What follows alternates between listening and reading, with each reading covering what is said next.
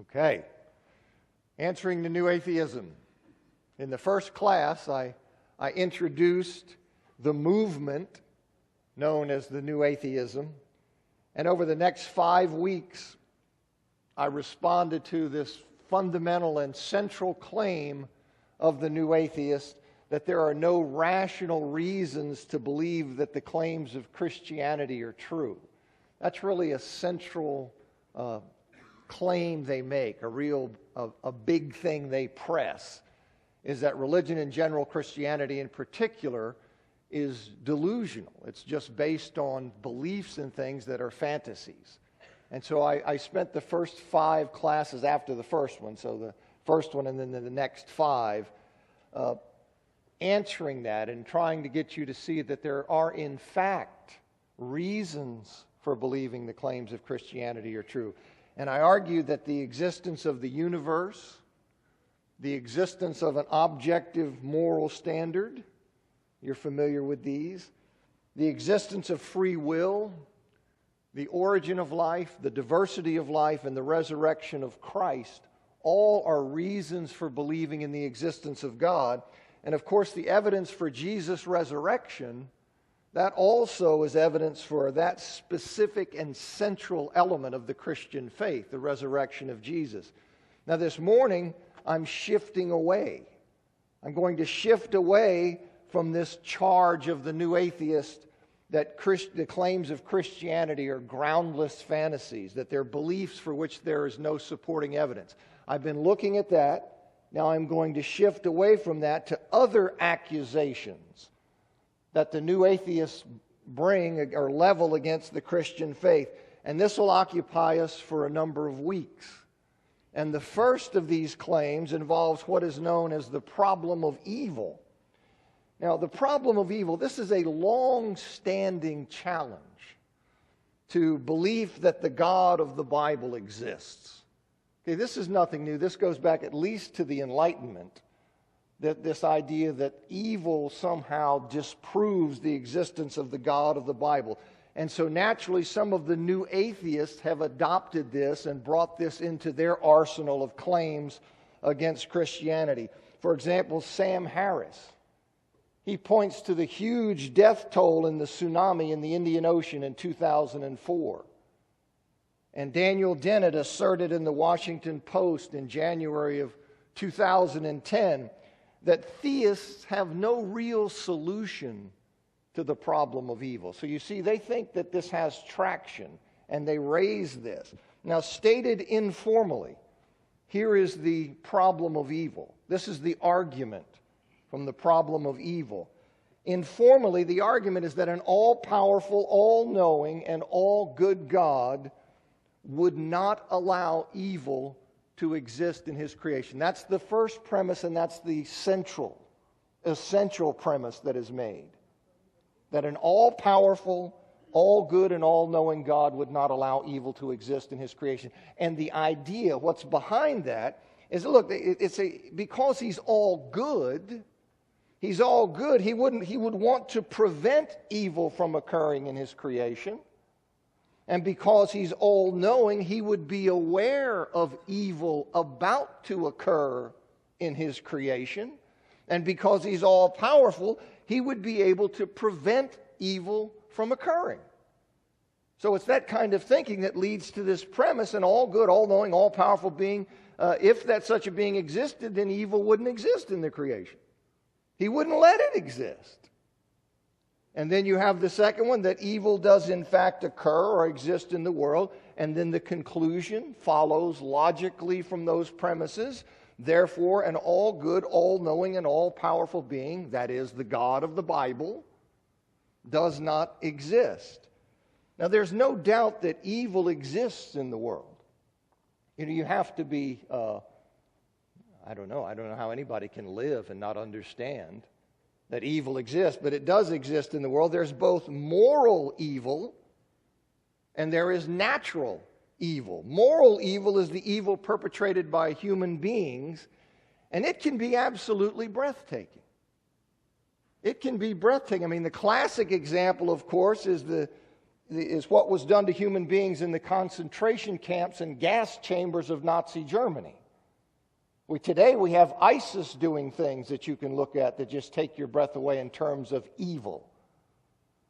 So moral evil exists, and it is, just, you look at it and just go, man. And so that exists, but natural evil includes death, pain, and suffering inflicted by things like storms and volcanoes and earthquakes and floods and diseases and deformities. Now, these things have claimed the lives of millions, destroyed families, and caused untold suffering, physical, emotional pain, physical, emotional suffering. So evil certainly exists in the world.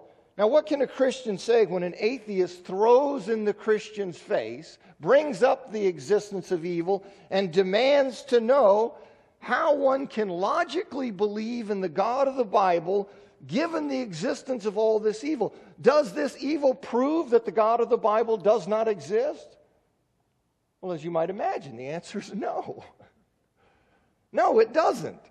And first, let me point out, as you probably are ahead of me on this, but let me point out that in order to insist that certain occurrences in this world are evil, the atheist must assume that God exists. You see, in order to make that charge that there are things that are objectively evil, the atheist must assume that God exists. As I tried to point out earlier, if there's no God, then there is no objective evil. There's only matters of personal likes and dislikes. So from an atheistic perspective, from the atheist side of the lens, the death and suffering of human beings is no different than the melting of snow or the drying of grass. An atheist may not like it personally, but it's neither good nor bad. It simply is. Right? I mean, there is no objective morality. There's simply matter and law over time. So, if it fizzes this way, if it works out this way, you see, but they're upset and they're saying that here's this evil that exists, and to make that charge, they are implicitly assuming the existence of God. So you may have already spotted that. But the atheist argument, it can be properly addressed to us from within our own worldview. That's not illegitimate for them to do. In other words, even though they don't believe in God and have no basis for an objective morality, although it's hard to get them to see that, that's the reality. Even though that's the case for them, they can still say to us, look, given that you believe evil exists in the world, evil things occur in this world, how can you logically believe in the existence of an all-powerful, all-knowing, and all-good God? In other words, the atheist can insist that our worldview is logically incoherent. It contains two things that cannot logically coexist: the God of Scripture and evil. So intellectual integrity, they would say, demands that we abandon our belief in God and join the atheists. Now, what they should say is join us in believing evil is an illusion, because that's all they could really say. But as I say, they have trouble seeing that. But they have no answer to this, right? I mean, their answer is all this suffering. Well, what's your answer? Well, it's not real. It only seems bad, but when we really think about it, it's no different than a flower being red or snow melting or grass drying. It's just what is. Well, that's not quite a solution, right? But they can say to us within our worldview, are you not holding to something that is logically incoherent? Now, the atheist is mistaken. The atheist is mistaken in thinking that the existence of evil is logically incompatible with the existence of God. See, even if a Christian cannot explain why God permits evil in the world, that's a different question. But even if the Christian cannot explain why God permits evil in the world, there's no contradiction between that evil and the existence of God, because God may have a morally sufficient reason for permitting it that we don't know. You see, so here it is. An all-good, all-knowing, all-powerful God, if an all-good, all-knowing, and all-powerful being existed, evil would not exist. That's quite a jump. You see, what if the all-good, all-knowing, all-powerful being had a morally sufficient reason for allowing evil to exist, but I just don't know it? Isn't that a logical possibility, that God has a morally sufficient reason, even if I don't know it? Or are you telling me it is impossible that God could have a morally sufficient reason and me not know it? No. If God had a morally sufficient reason, you as a creature must be able to discern it. Well, that doesn't strike me as, that doesn't follow. You see, that doesn't follow, so that's where that breaks down. Now, that answer is not really emotionally satisfying. I understand that. To say that, no, logically, God may have a morally sufficient reason for permitting evil that I don't know, that's not really emotionally satisfying, and I have no problem with speculating and trying to discern and figure out, well, what are the reasons God has, the morally sufficient reasons God? I have no problem with that. Okay? But I just want you to see that it shows there's no logical inconsistency in the Christian worldview.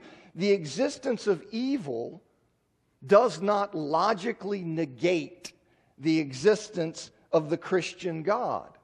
Let me read you a quote from Alvin Plantinga. Plantinga is a very well-known Christian philosopher. And here's what he says in his book, God, Freedom, and Evil.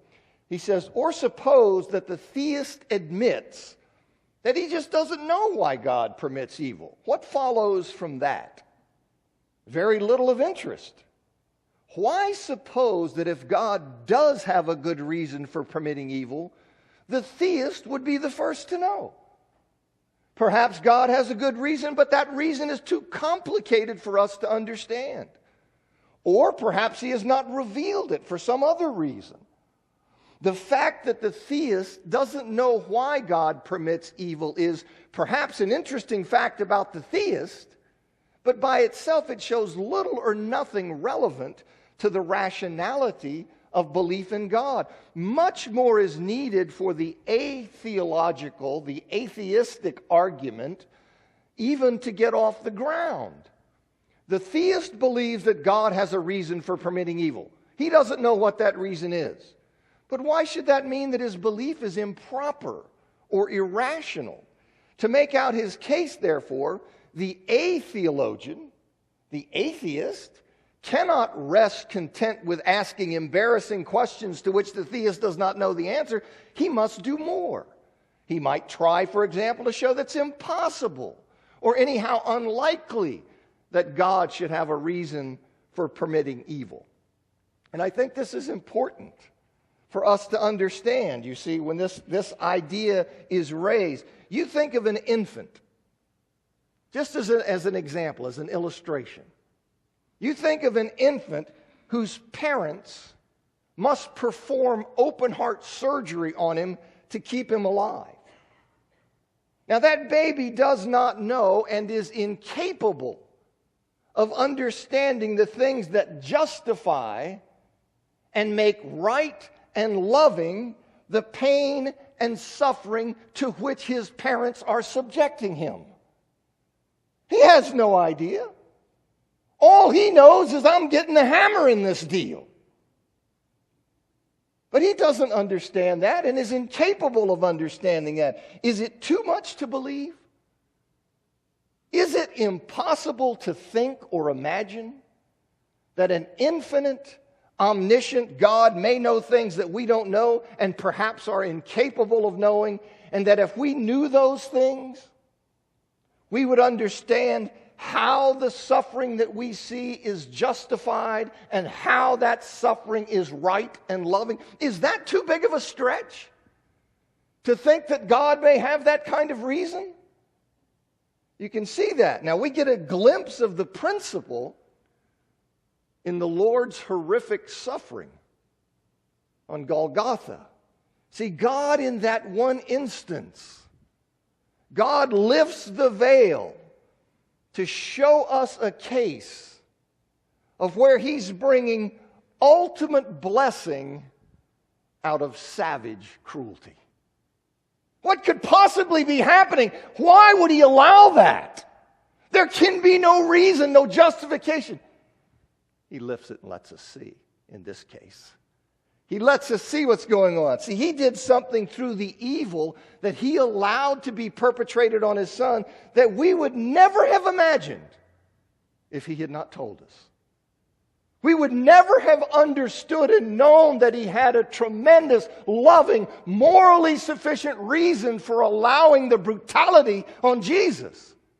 But in that case, He told us. So we go, wow, we praise Him for it. Right?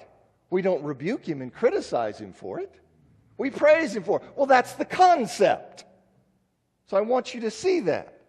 Now, the Bible itself, in fact, it points in this direction regarding the problem of evil. This isn't something you say, well, you're just kind of thinking through this. Well, I am thinking through it. But you also see that the Bible itself points in this direction regarding the problem of evil. That's what the book of Job is about.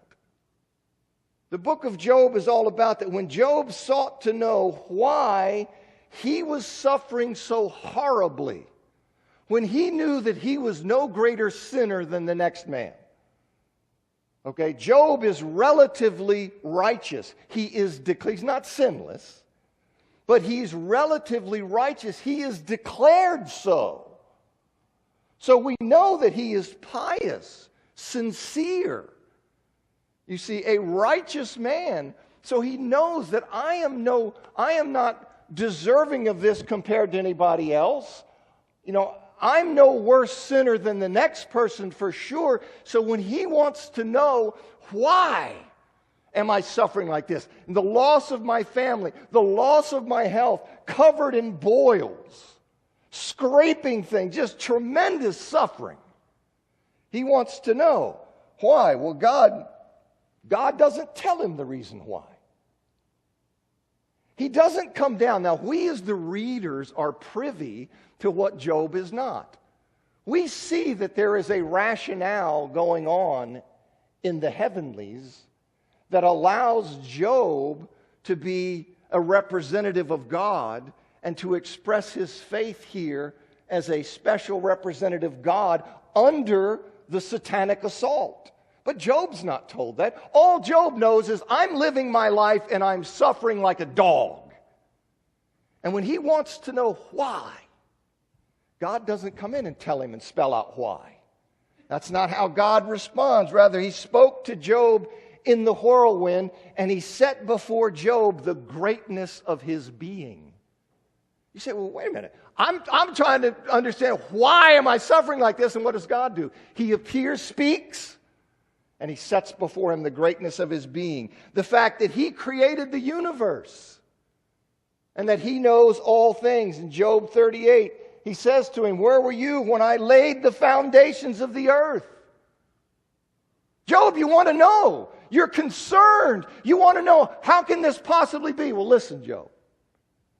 I spoke this reality into existence. Where were you, human being? Dirt clumps. Where were you when I laid the foundations of the earth? And the idea, and he goes on like that. He sets before Job the greatness of his being, and the idea is, you're going to have to trust that I am who I am. You're going to have to trust who I am and that I'm big enough for the job, and you're just going to have to trust that the all-good God is in control and that there is a good and morally sufficient reason for your suffering. Now, you don't like that. We want to say, I want to know the answers, and God simply says, what you have to rest in is the greatness of my being. Now, that's difficult to do. That's difficult, but that is the way of faith. That says, I'd say everybody has experienced suffering, loss, these kinds of things, and you haven't been able to, really put your finger on what is God doing in this.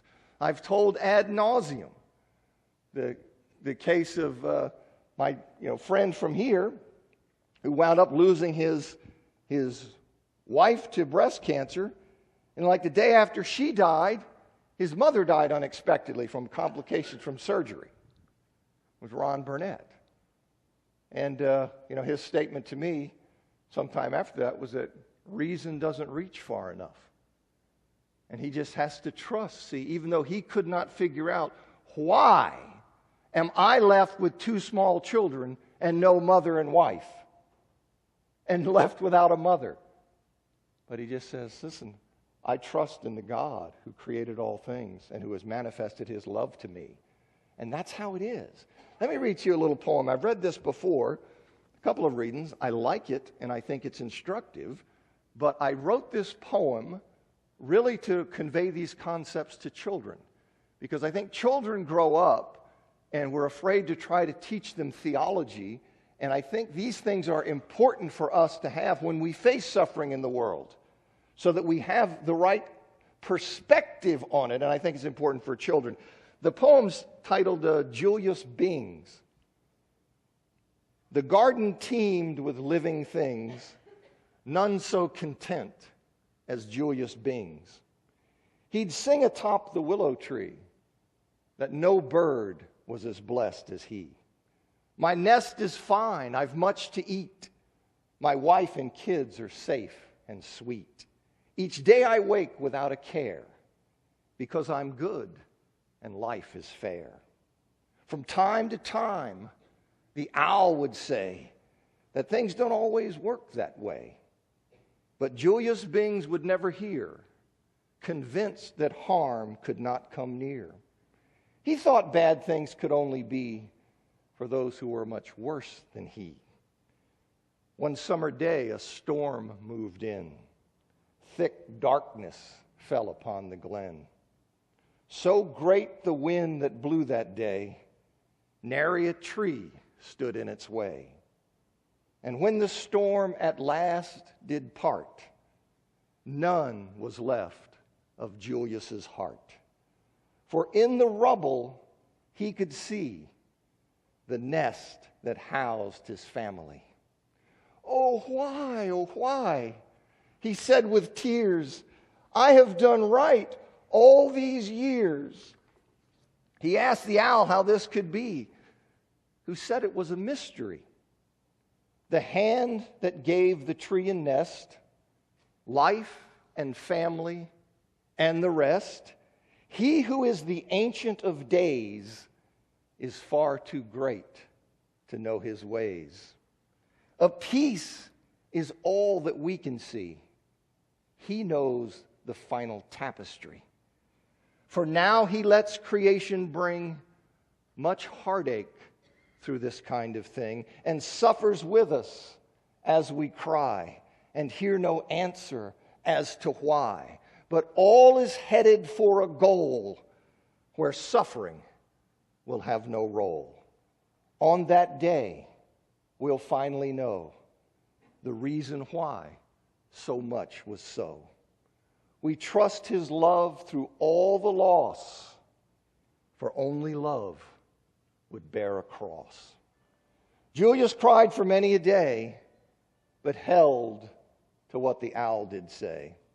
After a time, he sang anew, but did so with a deeper view. In pain, he learned a lesson dear, that through it all, the Lord was near. Now, I think, this is a perspective that ought to be conveyed to people growing up, to see that what you see a lot on television, the idea that Christianity is this bubble that insulates you from a fallen world, is not right. And if people don't have categories and ways of thinking about suffering, when it strikes them, it can be devastating to them. So that was what motivated me in writing that. Now, this problem of evil, it can't be viewed, by the way, in isolation from the other evidence in favor of God's existence. In other words, the fact that on this particular, we have to play defense and say it's possible God has a reason for allowing evil that I don't know, that's not all there is to say about it, is there? So he says, no, that this shows God doesn't exist. You say, well, wait a minute. That's not the end of the story. This argument that you're making doesn't occur in a vacuum. We have good reasons for believing in God that far outweigh our inability to explain all His ways. There are plenty of reasons for believing in God. So you raise something here that I may have to play defense on, but that one argument doesn't stand alone. There's plenty of reasons for believing in God. Now, the new atheists are very fond of charging God with immorality. See, they raise the problem of evil. That's one of the things they glom onto and present. But they're also big on charging God, saying that God is a moral monster. You can see this, in fact, you get a flavor of their anger toward God in Richard Dawkins' oft-quoted statement from the book, The God Delusion. Dawkins says, the God of the Old Testament is arguably the most unpleasant character in all of fiction. Jealous and proud of it. A petty, unjust, unforgiving control freak. A vindictive, bloodthirsty ethnic cleanser. A misogynistic, homophobic, racist, infanticidal, genocidal, filicidal, pestilential, megalomaniacal, sadomasochistic, capriciously malevolent bully. And he's very proud of this. I've seen him, refer to this a number of times. He thinks this is all very clever. According to Christopher Hitchens, the Old Testament contains, quote, a warrant for trafficking of humans, for ethnic cleansing, for slavery, for bride price, and for indiscriminate massacre. Now, you have to notice again, right, that in order for the atheist to charge God with being evil, which they love to do, but in order to do that, they have to assume that objective evil exists. They've got something to say about it. That there is evil out there and God is violating that. Well, then to do that, they have to assume the existence of God. Otherwise, you say, okay, what do you care? Snow melts, grass dries, some flowers are red, some are blue. Buildings fall on people, people cut people's heads off. You see? And so they have to borrow that. They have to borrow that idea from a theistic worldview. And it almost gets surreal. Because from their standpoint, you see, they're complaining about bad things being done by a non-existent being. So it's almost, you say, wait a minute, you're over here getting worked up and making these challenges about a being you claim doesn't exist, but whose existence you have to assume to make the charge. So it just gets really surreal. But let's just focus on the challenges from within a Christian worldview. And the real claim, it seems to me, what they're really saying is that if the God of Scripture exists, He's not worthy of being worshipped. That seems to me to be the gist of the complaint, of the argument. That if He exists as you claim, then from your own Scriptures, He's unworthy of worship because He is a moral monster. Well, let's look at some of these claims. One of the things they like to say is that God is prideful. He's narcissistic. And He's vain. God is not prideful, narcissistic, and vain. Pride is having a false and inflated view of oneself. See, somebody who cannot play basketball very well, but who thinks he's the next Michael Jordan. You see, that person is prideful. Now, if LeBron James said he couldn't play basketball very well, that would be a false humility. You see, that would be a false humility because that's not true. But if he refused to acknowledge God as the source of his gifts, he would be prideful then for taking credit for God's work. But I want you to see here, like if James says, look, I can play basketball, he's not being prideful. God has an accurate view of himself. He doesn't have a distorted view, an inflated view, a deceptive view. He has an accurate view of himself. And the truth is that he's the greatest conceivable being, and for that reason, he's worthy of worship. That's the reality. You can't sit here and say, no, I'm going to say God isn't this thing, and when he claims to be that, he's being prideful. No, he is that. He is that. He's the greatest conceivable being. The fact God made humans in his image, that's not an act of vanity. He's got, oh, that's just being vain. I made him in my image. No, it's an expression of his kindness. It's an expression of his kindness. He shared some of his characteristics with us and thereby gave us the privilege of being able to relate to him so we can serve as his representatives over creation. So he shares some of his characteristics with us.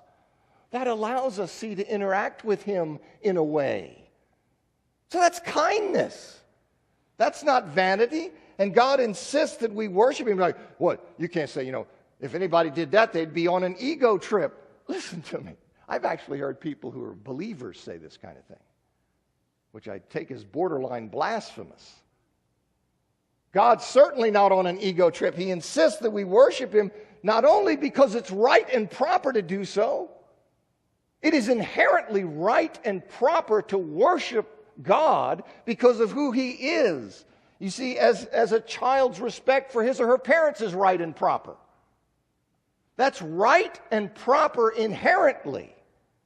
But not only is that the case, God insists that we worship him not only because it's right and proper, but also because he wants us to stay attached to him for our own good. He is the ultimate reality. He is the ultimate reality. And if we lose sight of that truth, and if we begin to construct a fantasy world that denies that he is the ultimate reality, we will suffer harm. If we start to take him from the throne and say, no, he's not really the ultimate reality, the creator of all things, and we start to construct these false, alternate realities, that will wind up harming us. See, worship, as we might say, helps to keep our mind right. You see, it's not only inherently proper because of God's glory and greatness, but it also is a blessing to us because it helps to keep our mind right. It helps to keep us focused on who he is as the ultimate reality, so we don't construct false, alternate realities which would be harmful for us. So it is a blessing to us. And the relationship of the members of the Godhead, God the Father, God the Son, God the Spirit, is one of ego-free, self-giving love, and God's humility and God's self-giving. It's put beyond question, is it not? In the coming of God the Son to become a human, to serve mankind, and to give his life a ransom for many. When people think, well, God's on an ego trip, and I'm thinking, do you know the story of the Bible? Do you know that this one you're claiming of being on an ego trip became a human being and allowed human beings to spit on him and to beat him? Why did he do that? Why did he come to serve us and give his life a ransom for many? Who can tell me? That is the ultimate of humility. And I got to listen to these people. It's like, oh, you just go, come on, you're killing me with this stuff.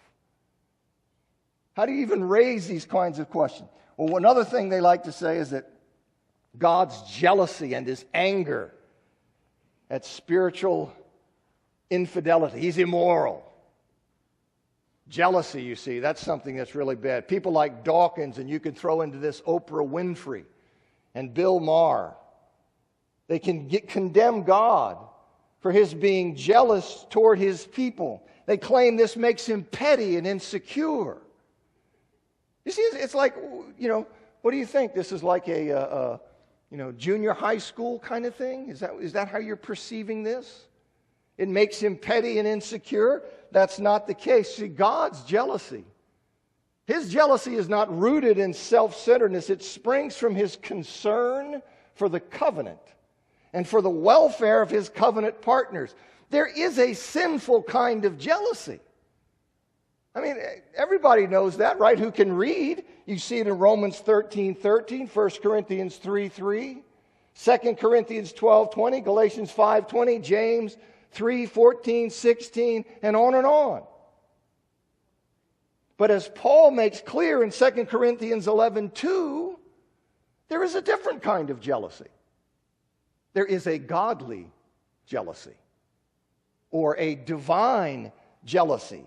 A jealousy that is motivated by concern for other people, and that jealousy is a virtue. That's why Paul says to them, I have a godly jealousy. Why? It's because I'm motivated by your well-being, and that's what is driving this. God is jealous for us because He despises the idea of us, the objects of His love, being lured away from Him, who is life and satisfaction, who is the fountain of living waters, being lured away from Him to worthless and destructive substitutes. He cares enough about His covenant and His people to get angry when they break it.